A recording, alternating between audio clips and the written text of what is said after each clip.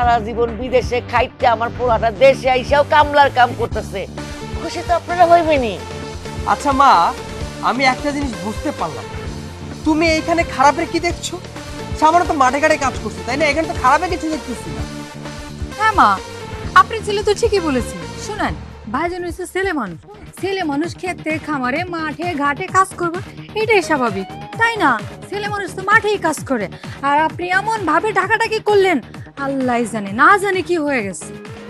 আমি তোমাদের দুজনকে যতবার দেখতেছি না, অবাক হয়ে যাইতেছি।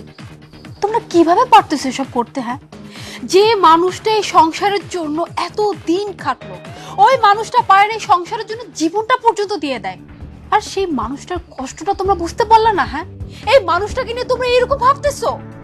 কষ্ট বুঝবো? কষ্ট কে বোঝে? কষ্ট বোঝে মানুষ। এরা কি মানুষ আছে? এরা তো একজনও মানুষ নাই, এরা সব জানোয়ার হয়ে গেছে। এগো শরীরে কি রক্ত মাংস আছে? নাই।